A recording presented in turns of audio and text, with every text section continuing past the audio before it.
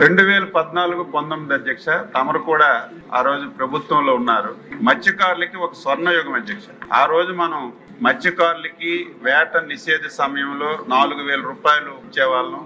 గ్రామాల్లో ఉన్నటువంటి సొసైటీ వాళ్ళందరికీ సమావేశాలు పెట్టి మీరు చేపలు పట్టుకోవాలంటే ఏ ఐటమ్స్ కావాలి, ఆ ఐటమ్స్ కూడా మీరే సెలెక్ట్ చేసుకోండి, ఏ కంపెనీది కావాలని చెప్పి ఎగ్జిబిషన్స్ పెట్టి మనం వాళ్ళందరికీ కూడా చేపలు పట్టుకోవడానికి కావాల్సినటువంటి పరికరాలన్నీ కూడా అందించాం అధ్యక్ష. దురదృష్టవశాత్తు 2019లో వైసీపీ ప్రభుత్వం వచ్చింది. ఆ ప్రభుత్వం గురించి చెప్పడానికి నాకు ఇష్టం ఉండదు, కానీ ప్రజలకి, సభ్యులకి, ఈ రాష్ట్రంలో ఉన్నటువంటి మత్స్యకారులు కూడా తెలియచేయవలసినటువంటి బాధ్యత సభ్యుడిగా, మంత్రిగా నాపై ఉంది అధ్యక్ష.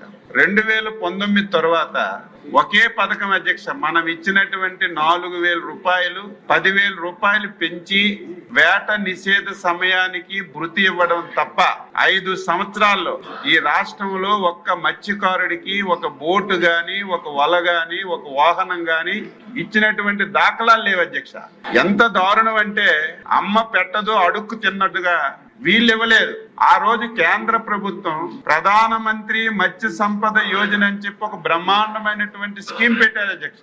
ఆ స్కీమ్ లో కూడా రాష్ట్రం గణనీయంగా ఉపయోగించుకోవచ్చు, కానీ ఆ స్కీమ్ కూడా ఉపయోగించుకోకుండా ఆ స్కీమ్ లో వచ్చిన డబ్బంతా కూడా ఒక కొత్త పేరు పెట్టారు అధ్యక్ష, ఫిష్ ఆంధ్ర. ఫిష్ ఆంధ్ర అంటే నవ్వొస్తుంది.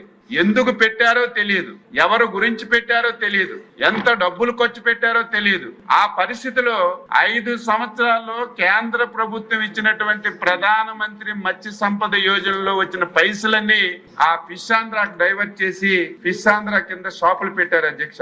ఇప్పుడే మా సభ్యులు కొండబాబు గారు అడిగారు ఎన్ని పెట్టారు ఏంటనేది. ఫిష్ ఆంధ్ర కింద అధ్యక్ష 155 కోట్లు ప్రపోజల్ పెట్టి 51 కోట్ల రూపాయలు ఖర్చు పెట్టారు అధ్యక్ష. అందులో పెద్దవి ఒక 8 షాపులు పెట్టారు అధ్యక్ష. మేము వచ్చిన తర్వాత అవన్నీ చూస్తే 1, 2 పనిచేస్తున్న విజయవాడలో ఒకటి, ఇంకొక ప్రాంతంలో ఒకటి తప్ప మిగతా పనిచేసినటువంటి సందర్భాలు లేవు అధ్యక్ష.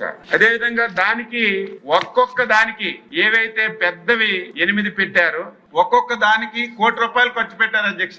దేనికి ఖర్చు పెట్టారంటే 4 అద్దాలు పెట్టారు, ఒక ఫ్రిడ్జ్ పెట్టారు, అట్టహాసంగా ప్రారంభించారు. ఇప్పుడు చూస్తే అగమ్య గోచరంగా ఉన్నాయి. ఈ రకంగా ఈ ఫిష్ ఆంధ్ర షాపులు పెట్టారు, ఎక్కడ పెట్టారు, ఎందుకు పెట్టారు, దీనివల్ల మత్స్యకారులకి ఏం ఉపయోగపడుతుందో అర్థం కానటువంటి పరిస్థితి ఉంది.